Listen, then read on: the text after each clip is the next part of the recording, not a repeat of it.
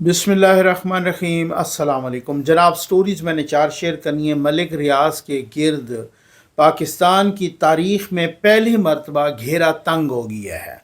ऐसा घेरा तंग हुआ है, ये नैब की एक प्रेस रिलीज़ आई है, इससे आपको अंदाज़ा हो जाएगा। ये अभी मैं आपके सामने पढ़ के सुनाता हूँ। जस्टिस इरशाद हसन ख़ान का बयान भी सामने आ गया है। वो जो सारी कंट्रोवर्सी पता नहीं क्या क्या यह सारी सूरत हाल थी, उससे भी ये क्या चल रहा है। सुप्रीम कोर्ट में एक बड़ा फड्डा पड़ गया है। जस्टिस मंसूर अली शाह साहब बिल्कुल मुबैना तौर पे सुकून से नहीं बैठ रहे। ये क्या चक्कर है, ये मामला क्या है, ये माजरा क्या है। ट्रम्प साहब ने हल्फ उठा लिया, वो बाकायदा तौर पे 47th यानी कि 47वें सदर बन चुके हैं। सत्ता वैसे 47 से वैसे भी पीटीआई को चिढ़ है। अब समझ आ गया आपको ना। वो सदर बन चुके हैं और अब देखते हैं कि होता क्या है। उन्होंने जिक्र शिक्र तो कोई भी नहीं किया खान साहब का। और अब जल्दी से चैनल सब्सक्राइब कीजिए। वज़ीर दिफा का भी एक बड़ा बयान आया है और बैरिस्टर सैफ का बड़ा अजीब व गरीब सा बयान आया है। ये क्या चक्कर है, इस पे बात करते हैं। आप जल्दी से चैनल सब्सक्राइब कीजिए, जहां घंटी का निशान बना उसे प्रेस कीजिए ताकि हर नई आने वाली वीडियो आप तक पहुंचती रहे। हमारे वाटर प्रोजेक्ट्स लग रहे हैं भाई, अल्लाह के करम और आपके तामुन से लग रहे हैं। ये जो नंबर डिस्प्ले हो रहा है ये व्हाट्सएप नंबर है सर। मसाजिद के दरवाजे पे लग रहे हैं, अल्लाह के घर के दरवाजे पे, लेकिन वो इलाके जो बेआब इलाकों की मस्जिदें हैं, जहाँ पर पानी गंदा हो चुका है, कड़वा हो चुका है सैलाब की वजह से, या जिधर पानी है कोई नहीं, लोग जोड़ों का, तालाबों का, गटरों का पानी उबाल के पीने पर मजबूर हैं उन इलाकों में। या वो इलाके कुछ जो दूर दूर से टैंकर भर के आते हैं और पानी पीने वाला बेचते हैं, यानी वो नहाने वाला और वो वाली तो छोड़ दीजिए, पीने वाला पानी बेचते हैं। हम उन इलाकों में लगा रहे हैं। ये इसलिए बताना ज़रूरी है ताकि आपको पता तो चले कि आप किन इलाकों में लगवा रहे हैं, वहाँ लोग किस किस्म की कसमा पुरसी की ज़िंदगी गुजार रहे हैं। इसलिए अपने मरहूमीन के इसाले सवाब के लिए एक वाटर प्रोजेक्ट ज़रूर लगवाइए। 29 रमज़ानुल मुबारक तक इंशाअल्लाह मुझे यकीन है, मेरा ईमान है, हम 100 प्रोजेक्ट लगा लेंगे मसाजिद में। जिस स्पीड से आप जा रहे हैं और जिस स्पीड से आप ताउन फरमा रहे हैं, अल्लाह के करम और आपके ताउन से। ये जनाब आ गई है नैब की एक प्रेस रिलीज़, ठीक हो गया जी। अच्छा, अब इसमें प्रेस रिलीज़, चले मैं उर्दू में तर्जुमा पढ़ लेता हूँ जो मैंने तर्जुमा किया है ये प्रेस रिलीज़ का। 21 जनवरी है 2025। कौमी एहतसाब ब्यूरो यानी नैब इसके तहत पाबंद है कि इसके करीब मबनी और मन घड़त अपना मन घड़त मार्केटिंग के तरीक़ों के बारे में लोगों को आगाह रखने का मैंडेट। गैर कानूनी हाउसिंग सोसाइटी जो आवाम को बड़े पैमाने पर धोखा दे रही हैं, यानी अरबों रुपए का धोखा दे रही हैं। इस वक्त नैब बहरिया टाउन के मालिक के ख़िलाफ़ इंक्वायरी या तफ्तीश कर रहा है। अच्छा जी, बहरिया टाउन लिमिटेड जनाब मलिक रियाज और उनके साथ वाबस्ता अफराद को फ्रॉड, फ्रेब, प्रैक्टिस और बड़े पैमाने पर आवाम को धोखा देना, नैब के पास ठोस और काबिल एतमाद मालूमात हैं। इस हकीकत के बारे में कि जनाब मलिक रियाज और उनके साथियों ने न सिर्फ, ज़रा सुनिएगा सही, न सिर्फ गैर कानूनी तौर पर ज़ेरे कब्ज़ा शुदा सरकारी ज़मीन बल्कि निजी अफराद की ज़मीन भी कराची और ये है तख्तपारी, रावलपिंडी, न्यू मरी में वाक़ है, वो इन ज़मीनों को इस्तेमाल कर रहा है। तो सर ये कैसे इस्तेमाल कर रहा है, आपके नोटिस में पहले नहीं था? पहले हुकूमत पाकिस्तान सोई हुई थी, पहले रियासत पाकिस्तान ने सत्तू पिया हुआ था, ठीक हो गया ना। अच्छा जी, मतलूबा रेगुलेटरी अथॉरिटी से वो परमिशन भी हासिल नहीं की हाउसिंग सोसाइटी की, और किसी किस्म का नो ऑब्जेक्शन सर्टिफिकेट भी हासिल नहीं किया। धोखा देही का इर्तकाब किया, आम आवाम को अरबों रुपए का नुकसान पहुंचाया दोगले तरीके से। हाँ जी, जनाब मलिक रियाज के तहत हाउसिंग सोसाइटियाँ बना रहे हैं। पेशावर और जामशोरों समेत दीगर शहरों में बहरिया टाउन लिमिटेड का नाम गैर कानूनी तौर पर ज़मीन पर कब्ज़ा करना और उसकी लाजमी ख़रीदारी में नाकाम होना, रेगुलेटरी इजाज़तें और कोई एतराज़, नो ऑब्जेक्शन सर्टिफिकेट जैसा पहले कुछ नहीं हासिल किया गया, ठीक हो गया जी। अच्छा जी, अब उसके बाद ये कहा गया कि इन्होंने वो सारा कुछ लंबा चौड़ा। اب ایک جو کل میں نے اس کی ویڈیو بھی دکھائی تھی وہ یہ بتا رہے ہیں کہ یہ صاحب ایک لگژری اپارٹمنٹ کا، یہ نیب کی پریس ریلیز میں ہے کہ لگژری اپارٹمنٹ کی ایک وہ بنا رہے ہیں وہاں پر دبئی میں، یو اے ای میں، مڈل ایسٹ میں لگژری اپارٹمنٹ. اور وہ اب آپ ایسا ہے کہ وارن کیا گیا ہے پاکستان کے شہریوں کو کہ چونکہ ان کے خلاف ایک انکوائری ہو رہی ہے، لہٰذا آپ کو وارن کیا جاتا ہے کہ یہ جو دبئی میں یا یونائٹڈ عرب ایمریٹس میں ریسنٹلی ایک پروجیکٹ لانچ کیا گیا ہے for the construction of luxury apartment in Dubai, general public at large is hereby advised and warned to refrain from investing in it. ٹھیک ہو گیا، in the state project, in the stated project, یعنی وہ کہتے ہیں کہ جو عام عوام ہے ان کو خبردار کیا جاتا ہے کہ ملک ریاض کے اس پروجیکٹ میں پیسے نہ لگائیں، خود ذمہ دار ہوں گے ورنہ ان کے خلاف قانونی کارروائی ہوگی، فوجداری کارروائی ہوگی. اور نیب نے کہا ہے کہ ملک ریاض کا یہ جو پروجیکٹ ہے آپ یہ پیسے کوئی نہ لگائے، پیسے بھی ڈوبیں گے، منی لانڈرنگ تصور ہوگا، یہ منی لانڈرنگ. ساتھ ہی یہ بھی کہا ہے کہ حکومت Pakistan, the government of Islamic Republic of Pakistan is reaching out to the government of United Arab Emirates for the extradition of Mr. Malik Riaz through legal channels. تو یہ جو گورنمنٹ آف پاکستان ہے وہ دبئی کی حکومت سے یہ اپیل کر رہی ہے، ریکویسٹ کر رہی ہے کہ ملک ریاض کو واپس کراؤ. لیگل چینل جو یعنی کہ انٹرپول ہو یا لیگل، ویسے دبئی میں عام طور پہ پاکستان کی اتنی دوستی ہے اور پاکستانی اسٹیبلشمنٹ کا بھی اتنا اثر رسوخ ہے کہ وہ ویسے چاہے تو ملک ریاض کو 2 گھنٹوں میں پاکستان وہ ڈپورٹ کیا جا سکتا ہے، کیونکہ ظاہر ہے ملک ریاض اور ان کا بیٹا یو کے تو جا نہیں سکتے وہاں، تو ان پہ پابندی ہے. اور پھر ظاہر ہے جب یو کے کی این سی اے نے مسئلہ پیدا کیا ہے تو پھر کچھ اور ملک بھی ہوں گے جہاں پر ان پر مسئلہ بن سکتا ہے، تو اس وجہ سے وہ دبئی میں ہیں. اب دبئی سے اگر دیکھتے ہیں ان کو یہ واپس لایا جاتا ہے یا نہیں لایا جاتا، بہرحال شکنجہ کسا گیا ہے. اب تھوڑا تھوڑا ٹی وی کی اسکرینوں پر بھی یہ ملک صاحب کا نام آ رہا ہے، تصویر بھی چل رہی ہے فراڈ دھوکہ دہی میں.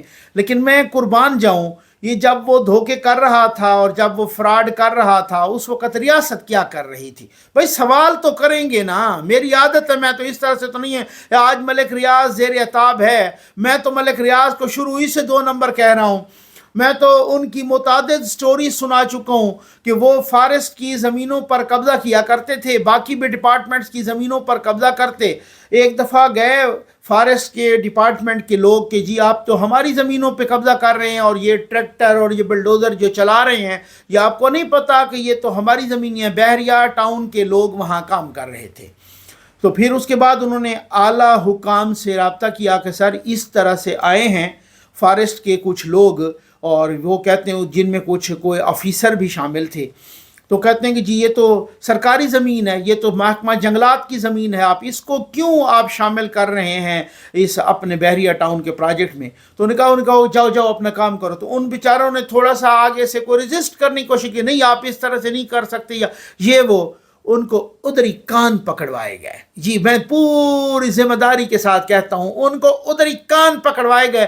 بعد میں انہوں نے وہ رابطہ کیا کو آفیسر صاحب نے کہ بھائی یار یہاں تو یہ، انہوں نے کہا جی بابا واپس آ جاؤ. تو یہاں پر یہ پھڈا ہوتا رہا، یہاں پر یہ معاملات چلتے رہے. جب ریاست کا ہاتھ ملک ریاض کی پیٹھ پہ تھا تو پھر اس کی مرضی چاہے پرائیویٹ زمینوں پر چڑھ دوڑیں. کراچی کا بحریہ ٹاؤن دیکھ لیں، وہ چیختے رہے بھائی یہ ہماری زمینیں ہیں، ہمارے آباء و اجداد کی زمینیں ہیں. آگے ملک ریاض تھا، اس نے چڑھائی کر دی، ریاست نے ایسی تیسی ان غریبوں کی پھیر دی. تو بس ریاست ایسے ہی ہے کہ پھر ان کی وہ غریبوں کی ایسی تیسی پھیرتے رہے. خیر حافظ صاحب کو میں کریڈٹ تو ضرور دوں گا، پہلے بھی دیتا ہوں، 2 حوالوں سے، خاص ان کے بہت سارے اور بھی حوالے ہیں لیکن ان 2 حوالوں سے. ایک وہ ملک ریاض کے ہتھے نہیں آیا. میں پاکستان کا پہلا آرمی چیف دیکھا ہے جو ملک ریاض کے ہتھے نہیں آیا. ادروائز کسی کا ماما، کسی کا چاچا، کسی کا بھائی، کسی کا فرنٹ مین، کسی کا سالہ، کسی کا بینوئی، کسی کا کیا، وہ ملک ریاض اس کو اس کے ذریعے نوازتا رہا. پتہ نہیں کتنے جرنیل، کتنے وہ کیا کیا ان کے دفتر میں آج بھی وہ شاید کام کر رہے ہوں اور کر رہے ہیں. تو اب خود پاکستان کے ایک فارمر وزیر داخلہ نے کہا کہ یہ ملک ریاض کون ہے بھائی؟ کہ جو درجنوں کی تعداد میں جرنیل اس کے ملازم ہیں، ٹھیک ہو گیا نا، تو اب یہ آپ جرنیل سے مراد ریٹائرڈ جرنیل، ٹھیک ہے، اور وہ اس طریقے کا کام، لیکن حافظ صاحب اگر ان کے ہتھے نہیں چڑھے تو اس کا مطلب یہی ہے کہ حافظ صاحب کرپٹ نہیں ہیں بھائی۔ یہ عام طور پہ جو کنکلوژن جو سامنے چیزوں کو ذرا دیکھ کے نکالا جا سکتا ہے۔ دوسری بات یہ ہے کہ وہ ایک ISI کے ریٹائرڈ ایکس مرحوم جنرل حمید گل صاحب، وہ جرنیل، وہ کہتے تھے کہ بھائی پاکستان کا آرمی چیف آ ہی نہیں سکتا جب تک امریکہ نہ چاہے، تو اب امریکہ اس سے نالاں ہے حافظ صاحب سے، مغرب بھی نالاں ہے، تو اس کا مطلب ہے کہ یہ آرمی چیف آ گیا اور امریکہ کو گھاس نہیں ڈال رہا، تو یہ پہلا آرمی چیف آیا ہوگا جو ملک ریاض کے ہتھے بھی نہیں آ رہا اور امریکہ کے ہتھے بھی نہیں آ رہا۔ پر کریڈٹ بنتا ہے، جہاں بنتا ہے وہاں دینا چاہیے یار، جہاں ہے میں وہ تنقید بھی کرتا ہوں، وہ سب کو پتہ ہے یہ بڑا فقیر سا بندہ ہے، یہ کسی کو نہیں چھوڑتا، یہ تنقید کر دیتا ہے۔ یہ آپ کو فوٹو نظر آ رہی ہے یار، مجھے ہنسی بھی بڑی آ رہی ہے، یہ فوٹو نظر آ رہی ہے، یہ پکچر، میری اطلاع ہے کہ آج ٹرمپ اپنی تقریر میں عمران خان کے حوالے سے سرپرائز دے سکتے ہیں۔ عمران ریاض صاحب ماشاءاللہ جی، میں قربان جاؤں، ٹھیک ہو گیا جی، عمران ریاض صاحب ایسے تو لگتا ہے چونا یوتھیوں کو، یہی تو مصیبت ہے، وہ پتہ ہے نا آگے اپر چیمبر فارغ ہے یوتھیوں کا، انہوں نے سوال تو کرنا نہیں یار۔ میں ویسے پوچھتا ہوتا ہوں سوال عام طور پہ کدھر سے آتا ہے؟ عقل سے۔ عقل کدھر ہوتی ہے؟ اپر چیمبر میں۔ اپر چیمبر یوتھیوں کا ہے ہی فارغ، پھر اس کے بعد عمران ریاض بھائی یا کوئی دوسرے بھائی ان کو جس طریقے سے چونا لگاتے رہیں، ان کو پتہ ہے عقل ہے کوئی نہیں، اپر چیمبر ہی فارغ ہے، تو وہ پھر عقل کہاں سے؟ یہ ایک دوسری تصویر بھی آپ کو نظر آ رہی ہوگی، وہ کہتے ہیں آج رات ہر صورت عمران خان رہا۔ واہ جی واہ، واہ جی واہ، حلف برداری کے دن ٹرمپ کا پہلا زبردست سرپرائز، متی اللہ جان نے آج بڑی خبر بتا دی۔ کیا بات ہے، میں کہتا ہوں یقین کریں، مجھے خیر دوسروں پر حامد میر صاحب کے یو ٹرن پر، ادھر ادھر کی پٹھی سیدھی مارنے پر، اسد طور کے ادھر ادھر پٹھی سیدھی مارنے پر، کوئی بھی سٹوریز کے باؤنس بیک ہونے پر، باقی بھی عمران ریاض صاحب تو ویسے بھی ان کا اپنا ایک مفاد ہے، وہ آپ کو پتہ ہے، تو باقی بھی بہت سارے لوگ ہمارے دوست ہیں، میرے لیے محترم ہیں، لیکن مجھے ایک بندے پہ بڑا افسوس ہوا یار، متی اللہ جان صاحب پہ۔ یہ کوئی پچھلے 3-4 مہینوں میں کوئی ایک نصف درجن سے زیادہ ان کی سٹوریز ہیں جو باؤنس بیک ہو گئی ہیں، جو جھوٹی ثابت ہوئی ہیں، جو اپنی موت آپ مر گئی ہیں۔ مطلب میں سمجھ نہیں آتی کہ متی اللہ جان جیسا بندہ جو بڑا انویسٹیگیٹو جرنلسٹ، وہ بھی کوئی تکلیف نہیں فرما رہے کہ یار اس کی کوئی انویسٹیگیشن ہونی چاہیے، کوئی ایک سٹوری ہو جاتی ہے، کوئی 2 ہو جاتی ہے، یار یہ آپ کی مسلسل سٹوریز گڑبڑ ہو رہی ہیں، اور سٹوریز بھی بہت بڑی، اور آپ کو بڑا ایک اوور ویلمنگ ایکسٹراڈنری ایک ایکسپیرینس ہے۔ آپ کتنی رپورٹنگ آپ نے کی، پھر آپ مین سٹریم میڈیا پہ رہے، پھر آپ اس کے بعد رپورٹنگ کی، کب سے آپ کا یوٹیوب چینل بھی ہے، تو سر اس کا تو کم از کم پتہ کرنا چاہیے، پتہ چلنا چاہیے کہ یار یہ کیا چکر ہے، میں کیوں اس طرح کی غلط بیانی کروں، میں کیوں اس طرح سے بار بار خفت اٹھاؤں۔ تو اس کا مطلب ہے سر یا تو آپ نے ایک بس تہیہ کر لیا ہے کہ بہتی گنگا میں ہاتھ دھونا ہے، اور جس طرح سے باقی بھیڑ چال ہے اسی طرح سے ٹرک کی بتی کے پیچھے لگنا ہے، مفاد اٹھانا ہے، اور یہ سارا کچھ۔ یہ ابھی احمد نورانی صاحب کی سٹوری آئی، انہوں نے کہا جی کہ نہیں وہ تو انہوں نے اسٹیٹ آف پاکستان کو نہیں، سپریم کورٹ کو کہا تھا۔ اس کا مطلب یہ ہے کہ وہ کہہ رہے ہیں کہ جی NCA نے کہا کہ ملک ریاض کے اسی اکاؤنٹ میں بھیجو گے تب تو ہم پیسے بھیجیں گے۔ یار کوئی خدا کا خوف کرو، ملک ریاض کی چوری والے پیسے انہوں نے پکڑے تھے، اب پاکستان کو وہ یہ کہہ رہے ہیں کہ اگر آپ ملک ریاض کو واپس کرو تو تب ہم آپ کو لوٹائیں گے پیسے۔ پھر اس سے تو بہتر ہے ان کو یا تو پکڑے نہیں، یا پھر پکڑ کے ادھر ہی ان کی جھولی میں ڈال دیں کہ ہاں میاں یہ آپ کے پیسے ہیں، ٹھیک ہے، اور آپ کہہ رہے ہو کہ جی ملک ریاض کے پیسے جو ہے نا انہوں نے کہا کہ اسی اکاؤنٹ میں ڈالنا ہے۔ اب متی اللہ جان صاحب نے بھی اس کو ٹویسٹ دینے کی کوشش کی کہ جی ہاں، انہوں نے کہا ہے کہ اسٹیٹ آف پاکستان، چونکہ وہ تو NCA کی پریس ریلیز آ گئی، پھر اس کے بعد وہ فیصلہ آ گیا، پھر اور چیزیں سامنے آ گئیں، تو پھر متی اللہ جان نے نا ایک یو ٹرن لینے کی کوشش کی، متی اللہ جان صاحب نے، کہ جی بات یہ ہے کہ جو انہوں نے کہا ہے اسٹیٹ آف پاکستان یعنی کہ سپریم کورٹ آف پاکستان کے اکاؤنٹ میں نے اسی وجہ سے یہ آئین پاکستان کا آرٹیکل 7 نکالا ہے، اس میں اسٹیٹ کی تعریف لکھی ہوئی ہے، ریاست کی۔ In this part unless the context otherwise requires the state means the federal government، مجلس شورا parliament, a provincial government, a provincial assembly, and such local or other authorities in Pakistan as are by law empowered to impose any tax or cess. یعنی state of Pakistan کیا ہے؟ Federal government ہے، parliament ہے، یا provincial assembly ہے، یا provincial government ہے، یا ہر وہ یعنی لوکل یا فیڈرل نیشنل وہ ادارہ جو ٹیکس اکٹھا کر سکے. اب اس میں نہ تو کوئی عدالت کا نام آیا ہے، نہ سپریم کورٹ کا آیا ہے، نہ ہائی کورٹ کا آیا ہے. ہائی کورٹ سپریم کورٹ تو اسٹیٹ میں آتے نہیں ہیں.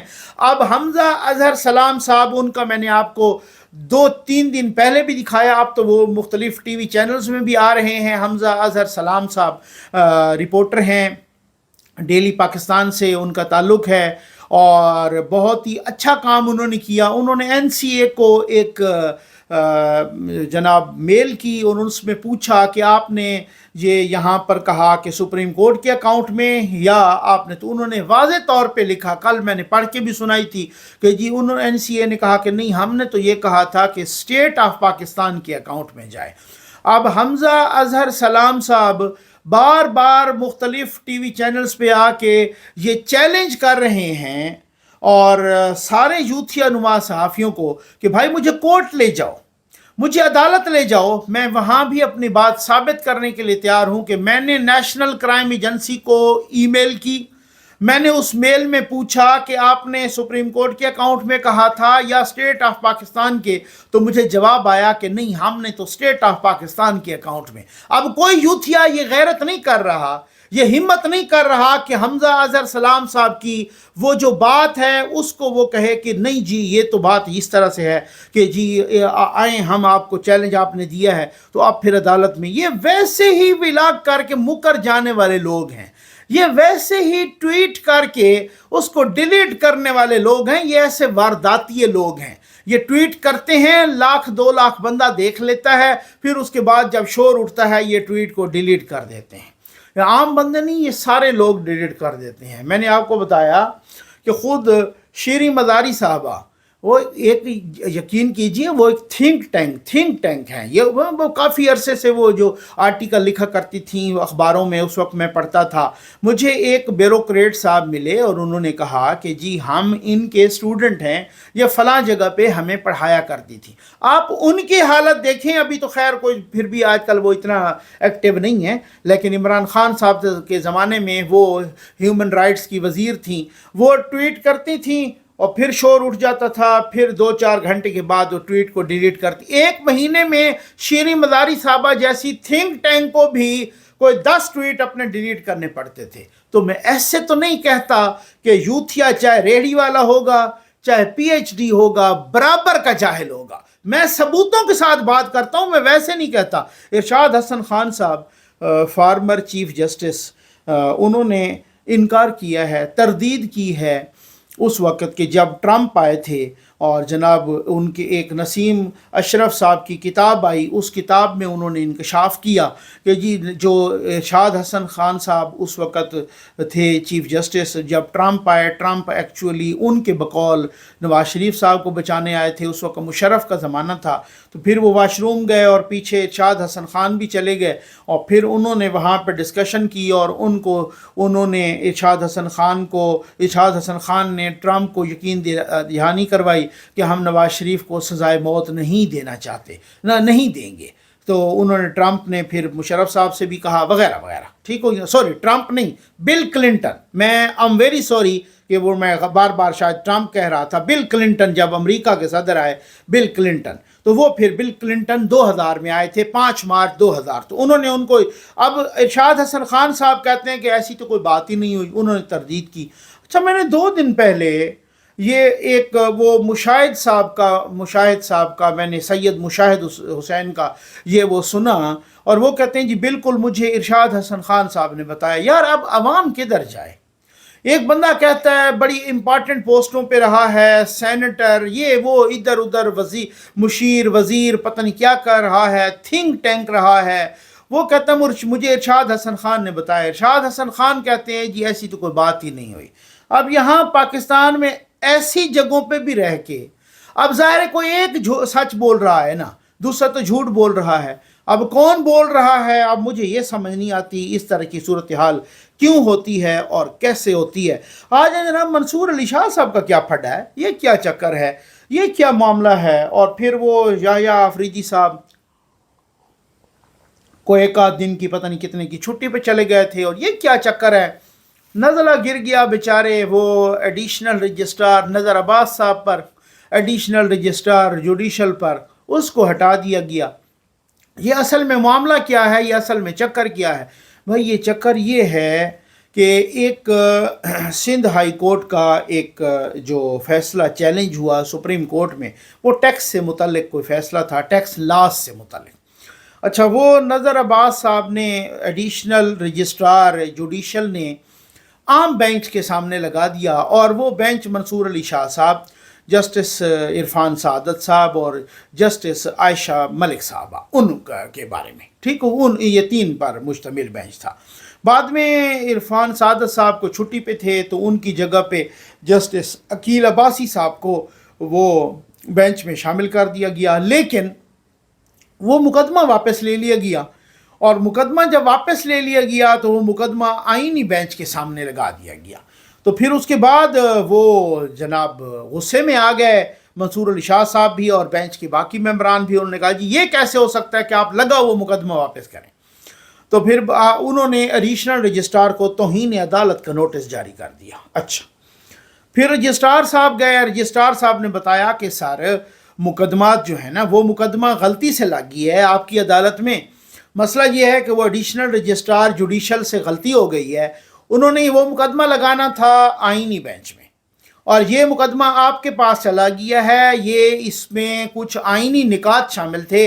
वो 26वीं आईनी तरमीम के बाद ये वाज़े हो गया है कि जिस भी मुकदमे में कोई आईनी निकात या कोई ऐसा आईनी को नुक्ता शामिल होगा, आइन की कोई एक्सप्लेनेशन, कोई इंटरप्रिटेशन माफ़ कीजिएगा, तो वो मुकदमा आईनी बेंच के सामने लगेगा, वो मुकदमा आम बेंच के सामने नहीं लगा। नहीं, आपने ये किसने कहा है जनाब, वो प्रोसीजर कमेटी ने। वो कहता मैं तो प्रोसीजर कमेटी का मेंबर हूँ, मुझे तो पता ही नहीं है। मंसूर अली शाह सर आप जाते ही नहीं है ना, जो प्रैक्टिस एंड प्रोसीजर कमेटी है उसमें आप जाते ही नहीं हैं। तो खैर वो उसने वो फिर वापस ले लिया मुकदमा तो वापस हो गया। उन्होंने कहा जी हम देखेंगे इस एडिशनल रजिस्ट्रार को, इसकी ऐसी की तैसी, इसको तौहीन अदालत के केस चलेगा। अब वो बेचारा जो है ना एडिशनल रजिस्ट्रार को हटा दिया गया, एडिशनल रजिस्ट्रार जुडिशल नज़र अब्बास को, जिसने वो मुकदमा गलती से लगाया था, चाहे गलती से लगाया जैसे लगाया। अब वो उसकी जो तौहीन अदालत का है कार्रवाई शरवाई वो भी डिलिस्ट हो गई है। ज़ाहिर है अब जो उसको हटा दिया गया है तो उसमें किस तरीके से, और वो मुकदमा भी वो ख़त्म हो गया, मुकदमा आईनी बेंच को आ गया है। तो ये सूरत हाल है, और मैं हैरान हूँ, मुझे इस बात की समझ नहीं आ रही। थोड़ा सा रजिस्ट्रार ने कोई आर्गूमेंट्स करने की कोशिश की, तो फिर जस्टिस मंसूर अली शाह साहब ने फरमाया उनको कि आप, हमें नहीं पता था कि आप एक अच्छे वकील भी हैं, यानी आप वकालत भी कर रहे हैं। यानी वो कहते हैं कि जिस तरह से हम कहते रहे तुम सरे तस्लीम खम करके अमन्ना व सदकना, इसी तरीके से रहो। अगर किसी ने यहाँ पे आर्गूमेंट से काम लेना शुरू किया तो फिर ये क्या, मैं माजरत के साथ कहूँगा, जो मीडिया में रिपोर्ट हुआ है मैं वही कह रहा हूँ, माजरत के साथ मैं कहूँगा कि क्या ये मुबैना तौर पर डिक्टेटोरियल अप्रोच नहीं है कि अगर रजिस्ट्रार आपको कानून बता रहा है, कोई आर्गूमेंट अदब से कर रहा है कि सर बात यह है कि ये जो नया कानून आया है इसके तहत ऐसे ऐसे ऐसे है, और आप फिर बजाय इसके कि उसको अपनी रिबटल दें आर्गूमेंट से कि नहीं ऐसा तो नहीं है, आप गलत कह रहे हैं, आप उनको ये कह के तंज करें कि आप तो वकालत करना शुरू हो गए हैं। तो इसका मतलब ये है कि आप ये चाहते हैं कि हम जब बुलाएं कोई सरकारी अफीसर हो, रजिस्ट्रार हो कि ब्यूरोक्रेट हो, वो यूं सरे तस्लीम खम करके सर झुका के खड़ा रहे, हमारे आगे आर्गूमेंट्स ना करे। ये जो अप्रोच है ना, इसी अप्रोच पर तो हम जर्नैल के खिलाफ बोलते हैं, इसी अप्रोच पर तो हम बहुत सारे और जो डिक्टेटोरियल अप्रोच, इस तरह की अप्रोच है। तो फिर डेमोक्रेसी किधर गई, डेमोक्रेटिक वैल्यूज़ किधर गए? अगर जुडिशरी जो है ना, और अपर लेवल की जुडिशरी और अदालत उज़्मा भी अगर इस रविश को डिस्करेज करेगी तो फिर तो इन्ना ही पढ़ लेनी चाहिए। आ जाइए जनाब, ये मुशीर इतलात साहब ने क्या फरमा दिया, ये बैरिस्टर सैफ ने माशाअल्लाह। मुशीर इत्तलात साहब फरमाते हैं खैबर पख्तूनख्वा के बैरिस्टर सैफ का कहना है कि नवाज शरीफ रायवंड में बैठकर फौज की मॉनिटरिंग बंद करें। माशाअल्लाह। जाली हुकूमती वज़रा फौज की क़यादत को मुतनाज़ा बनाने की नाकाम कोशिश कर रहे हैं।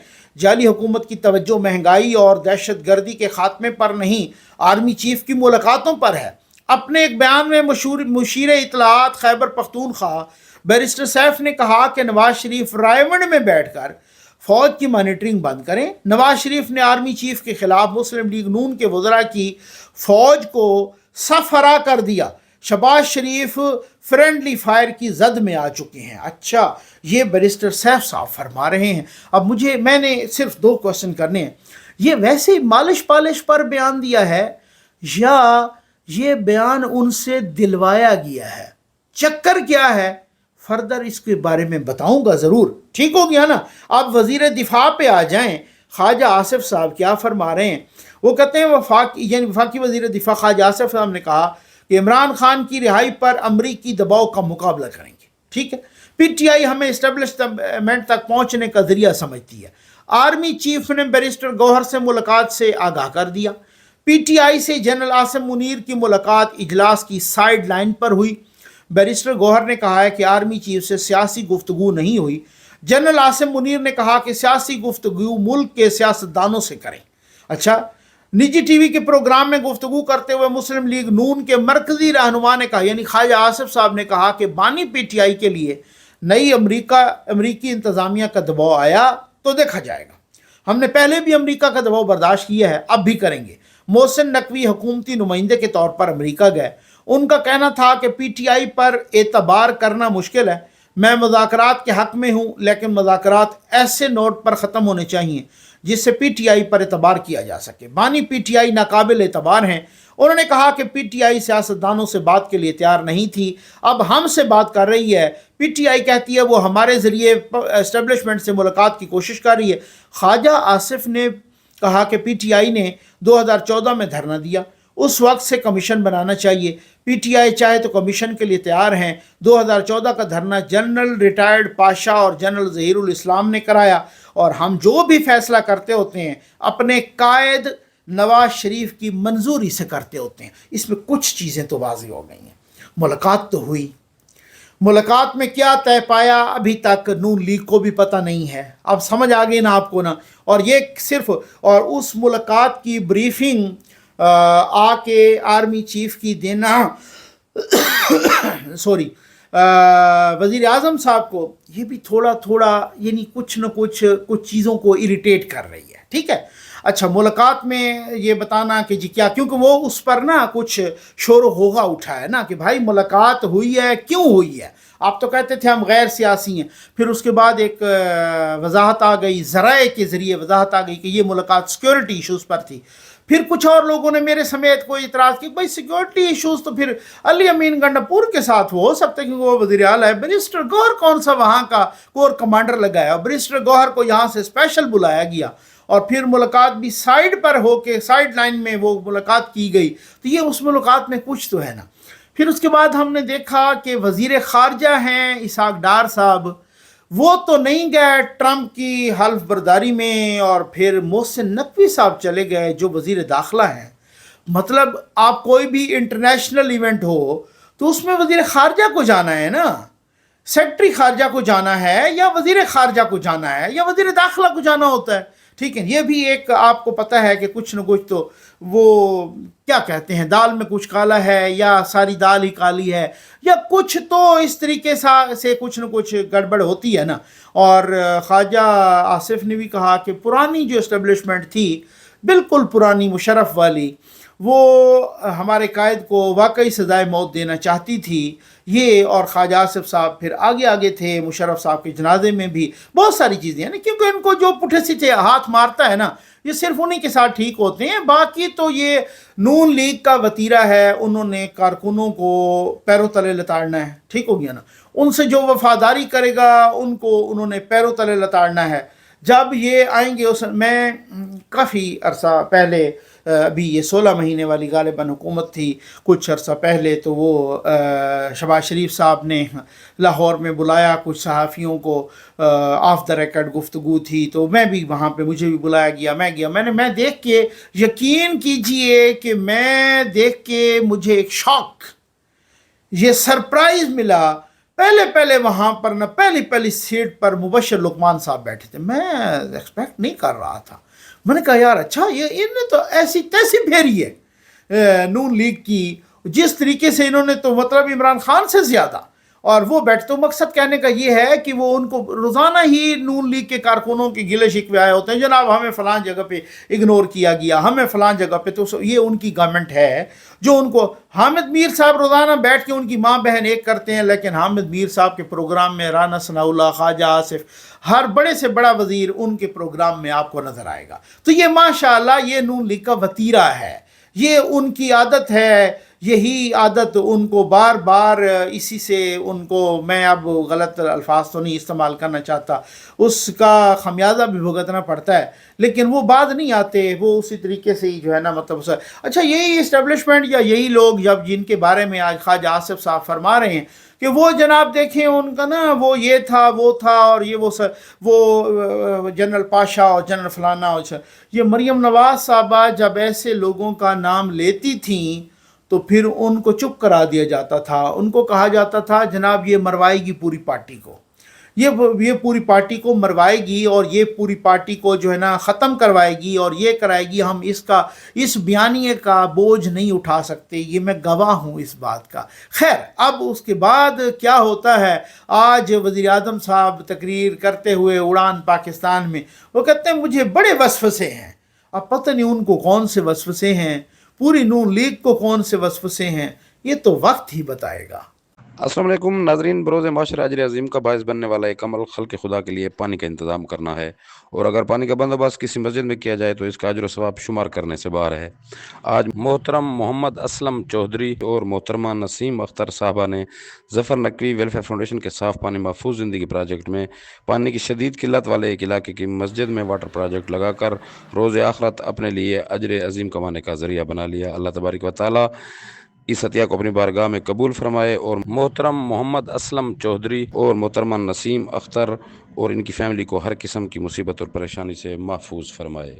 حی علی الصلاۃ۔ محمد اسلم صاحب نو، نسیم اختر نو تکلیفاں کول بچا، مصیبتاں کول بچا، غم و پریشانی کول بچا۔ ظفر نقوی صاحب دے تمام پریشانی حل فرما، تکلیفاں کول بچا یا رب العالمین، مصیبتاں کول بچا۔ ہماری مسجد میں پانی کی بہت زیادہ تنگی تھی جی، ہمارے پاس اس لیے وسائل نہیں تھی ہم اس کی نظام صحیح کروا سکے۔ ہماری مسجد میں ظفر نقوی صاحب کی ٹیم آئی ہے، انہوں نے پانی کی ٹینکی اور وضو کا انتظام بنوا دیا ہے، ہم اس کا بہت شکریہ ادا کرتے ہیں۔ محمد اسلم چودھری اور نسیم اختر، ہم اس کے بہت شکر گزار ہیں، اس کے بچہ کو، آل اولاد کو دعائیں کرتے ہیں۔ انہوں نے ہمارا بہت مسئلہ حل کر دیا ہے۔ یہاں بچے قرآن پڑھنے کے لیے آتے تھے، نماز پڑھنے کے لیے آتے تھے، یہاں پانی کی بہت زیادہ تنگی تھی، انہوں نے ہمارا مسئلہ حل کر دیا۔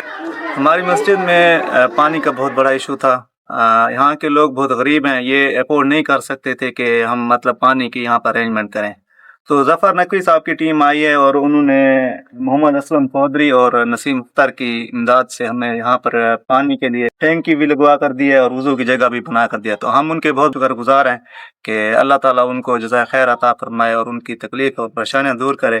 شکر گزار ہیں کہ انہوں نے ہمارا بہت بڑا مسئلہ حل کیا ہے۔ اللہ تعالیٰ ان کے رزق میں، جان اور مال میں، ہر چیز میں برکت عطا فرمائے۔ محمد اسلم چودھری نسیم اختر کا، جنہوں نے ہمارا ایک بہت بڑا مسئلہ حل کر دیا۔ پانی کی بہت قلت تھی، وضو کے لیے ان کو مسئلہ ہوتا تھا۔ ہم بہت شکر گزار ہیں اسلم چودھری اور نسیم اختر کے، انہوں نے ہمارے لیے ایک مسئلہ حل کیا، ان کو خیر برکت عطا فرمائی، نسیم اختر اور اسلم چودھری کے گھر والوں کے لیے کہ انہوں نے ہمارے لیے پانی کا مسئلہ بہت شکریہ ظفر اینکر، شکریہ ظفر اینکر، شکریہ ظفر اینکر، شکریہ محمد اسلم چودھری، شکریہ نسیم اختر، شکریہ ظفر اینکر۔